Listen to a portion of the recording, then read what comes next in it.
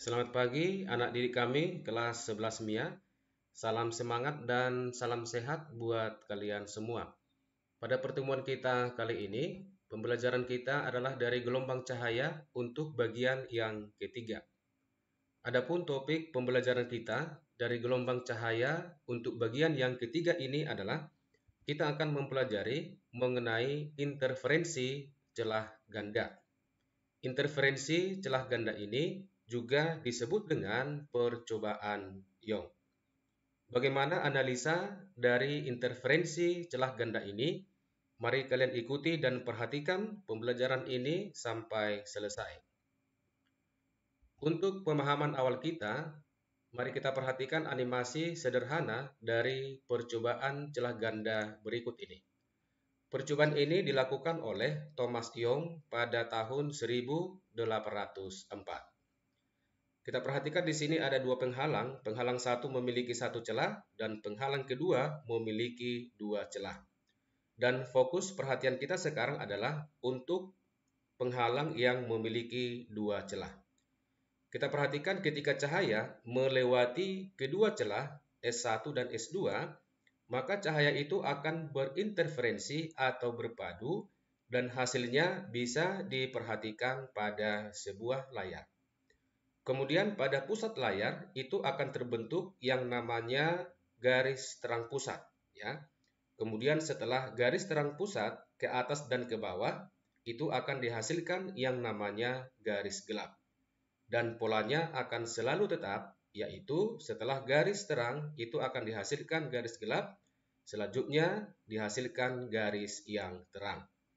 Inilah animasi sederhana sebagai permulaan pemahaman kita mengenai percobaan celah ganda atau percobaan Thomas Young. Selanjutnya kita akan memperhatikan judul pembelajaran kita adalah interferensi celah ganda atau percobaan Young. Sebagai teori awal, kita perhatikan yang berikut ini. Interferensi adalah perpaduan atau gabungan dua gelombang cahaya yang membentuk suatu gelombang cahaya yang baru. Selanjutnya, syarat terjadinya interferensi atau perpaduan cahaya ini adalah gelombang-gelombang cahaya harus berasal dari sumber yang koheren, sehingga amplitudo, panjang gelombang, dan frekuensi sama, serta beda fase yang selalu tetap. Selanjutnya kita perhatikan skema interferensi celah ganda. Hasil dari interferensi untuk celah ganda untuk sebuah atau seberkas cahaya, hasilnya bisa diperhatikan pada layar. Di sini ada tertulis maksimum, ya, setelah maksimum ada minimum, terus lagi ada maksimum. Pengertian daripada maksimum ini adalah menyatakan garis atau pola garis terang. Kemudian pengertian daripada minimum itu menyatakan pola atau garis gelap. Dan pada pusat layar yang terlihat atau yang terbentuk adalah interferensi dari sumber cahaya 1 dan sumber cahaya 2 yang menghasilkan garis terang. Setelah garis terang pusat ke atas dan ke bawah akan dihasilkan garis gelap. Kemudian selanjutnya ke atas dan ke bawah dihasilkan garis terang dan selanjutnya. Kemudian kita akan membuat analisa dari interferensi celah ganda. Kita perhatikan gambar yang berikut ini. Hasil interferensi oleh dua gelombang cahaya yang terlihat pada sebuah layar itu adalah merupakan perpaduan, ya, merupakan perpaduan atau gabungan dari cahaya 1 dan cahaya 2. Kemudian masing-masing cahaya ini S1 dan S2 memiliki yang namanya beda fase. Inilah syaratnya bahwa cahaya itu yang berinterferensi yang dihasilkan atau terlihat pada sebuah layar itu disebabkan oleh perbedaan fase atau perbedaan beda lintasan. Di mana beda lintasan untuk sinar pertama dan sinar yang kedua kita sebut dengan S2 kurang S1 yang besarnya sama dengan D sinus theta. Kemudian untuk sudut theta yang kecil, ya, di mana theta itu lebih kecil daripada 15 derajat, berlaku sinus theta sama dengan tangen theta sama dengan Y per L. Dan persamaan ini atau ketentuan ini sudah kita pelajari ketika kita mempelajari difraksi celah tunggal. Nah, selanjutnya analisa dari interferensi celah ganda ini adalah kita akan menuliskan bagaimana syarat interferensi maksimum yang disebut juga dengan interferensi konstruktif, yaitu menghasilkan pola atau garis terang. Syaratnya adalah perkalian D dikali Y per L itu akan sama dengan N dikali lambda, di mana N menyatakan orde yang nilainya dimulai dari 1, 2, 3, dan seterusnya. Kalau kita mengambil N sama dengan 1, berarti Y1 menyatakan jarak terang pertama dari terang pusat. Selanjutnya untuk N sama dengan 2, berarti Y2 itu menyatakan jarak terang kedua dari terang pusat. Dan N sama dengan 3 menyatakan jarak terang ketiga dari terang pusat dan seterusnya. Selanjutnya kita akan menuliskan syarat interferensi minimum yang disebut juga dengan interferensi destruktif, yaitu ketika gelombang cahaya menghasilkan pola atau garis gelap. Secara matematis persamaannya dituliskan sebagai berikut, yaitu D dikali Y per L sama dengan N dikurang setengah dikalikan dengan lambda. N ini sama ya, menyatakan orde dimulai dari 1, 2, 3, dan seterusnya. Untuk N sama dengan 1 berarti Y1 menyatakan jarak garis gelap pertama dari terang pusat. Kemudian untuk N sama dengan 2, Y2 menyatakan jarak garis gelap kedua dari terang pusat. Dan N sama dengan 3, Y3 menyatakan jarak garis gelap ketiga dari terang pusat dan seterusnya. Untuk lebih jelasnya kita perhatikan contoh soal nomor 1. Pada suatu eksperimen interferensi celah ganda yang jika jarak antara dua celah 0,6 mm, jarak antara garis gelap ketiga ke terang pusat 5 mm, tentukanlah panjang gelombang yang digunakan. Di sini diketahui jarak layar dengan celah 1,5 meter. Kita buat penyelesaiannya. Dari informasi soal disebutkan bahwa jarak kedua celah itu D sama dengan 0,6 mm sama dengan 6 kali 10 pangkat negatif 4 meter. Kemudian Y3 sama dengan 5 mm sama dengan 5 kali 10 pangkat negatif 3 meter. Dan jarak layar ke celah L sama dengan 1,5 meter. Kita perhatikan persamaan garis gelap yang ke N. D dikali Y per L sama dengan N dikurang setengah dikali lambda, di mana N sama dengan 1, 2, 3, dan seterusnya.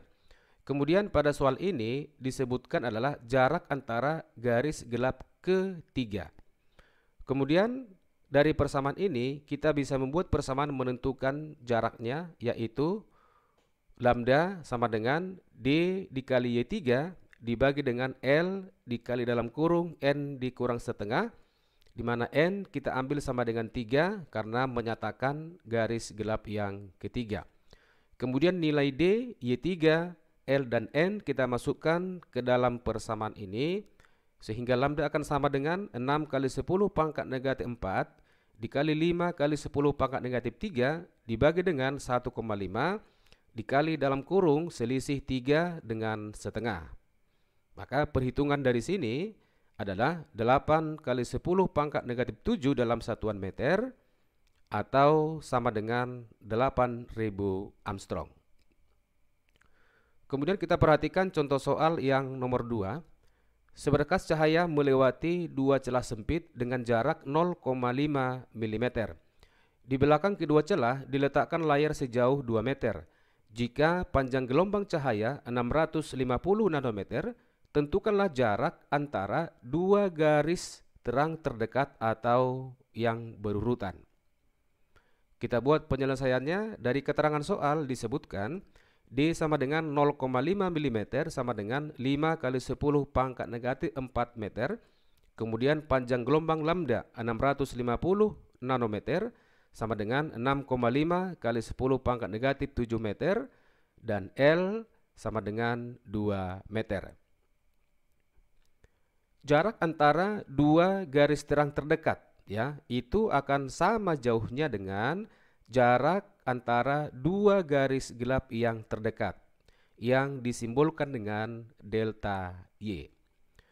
Di mana untuk menentukan jarak antara dua garis terang yang terdekat atau dua garis gelap yang terdekat, delta Y-nya dirumuskan dengan L dikali lambda dibagi dengan D. Maka delta Y sama dengan 2 dikali 6,5 kali 10 pangkat negatif 7 dibagi dengan 5 kali 10 pangkat negatif 4, hasilnya sama dengan 2,3 kali 10 pangkat negatif 3 dalam satuan meter, atau sama dengan 2,3 mm. Kemudian kita perhatikan contoh soal yang nomor 3. Dua celah sempit berjarak 0,3 mm disinari cahaya dengan panjang gelombang 900 nanometer. Hitunglah jarak garis gelap dengan garis terang yang terdekat jika jarak layar dengan kedua celah 80 cm. Kita buat penyelesaiannya. Dari keterangan soal diketahui D sama dengan 0,3 mm sama dengan 3 kali 10 pangkat negatif 4 meter. Kemudian lambda sama dengan 900 nanometer sama dengan 9 kali 10 pangkat negatif 7 meter. Dan L 80 cm sama dengan 0,8 meter. Dari persamaan jarak dua garis terang atau dua garis gelap yang terdekat, yang seperti ini ya, delta Y sama dengan L dikali lambda dibagikan dengan D, maka jarak antara garis terang dengan garis gelap yang terdekat, ya, garis terang dengan garis gelap yang terdekat itu menjadi setengah dari delta Y. Kalau ini kita kali setengah, maka sama dengan L dikali lambda dibagi dengan 2 dikali D. Maka setengah delta Y sama dengan 0,8 kali 9 kali 10 pangkat negatif 7 dibagi dengan 2 dikali 3 kali 10 pangkat negatif 4. Hasilnya sama dengan 1,2 kali 10 pangkat negatif 3 meter atau 1,2 dalam satuan milimeter. Kita perhatikan contoh soal yang nomor 4. Seberkas cahaya dengan panjang gelombang 450 nanometer dilewatkan pada dua celah sempit. Jika jarak garis terang keempat dari terang pusat 0,5 mm, tentukanlah lebar celah. Diketahui jarak layar dengan celah 1,2 meter. Kita buat penyelesaiannya. Dari keterangan soal disebutkan lambda sama dengan 450 nanometer sama dengan 4,5 kali 10 pangkat negatif 7 meter, L sama dengan 1,2 meter, kemudian Y4 ya, terang keempat 0,5 mm sama dengan 5 kali 10 pangkat negatif 4 meter. Persamaan jarak garis terang dengan terang pusat, yaitu D dikali Y per L sama dengan N dikali lambda, di mana N sama dengan 1, 2, 3, dan seterusnya. D sama dengan N dikali L dikali lambda dibagi dengan Y. Persamaan ini diambil dari persamaan yang di atas ini ya. Kita ambil N sama dengan 4 karena disebutkan garis terang yang keempat. Maka D sama dengan 4 dikali 1,2 kali 4,5 kali 10 pangkat negatif 7 dibagi dengan 5 kali 10 pangkat negatif 4. Hasilnya sama dengan 4,32 kali 10 pangkat negatif 3 meter atau sama dengan 4,32 mm. Demikianlah pembelajaran kita pada kesempatan ini mengenai interferensi celah ganda. Dan seperti biasa, di sini saya siapkan soal latihan, ada 4 nomor, dan soal ini bisa kalian kerjakan secara mandiri. Terima kasih atas perhatian kalian semua. Tetap semangat, selamat belajar, dan semoga berhasil.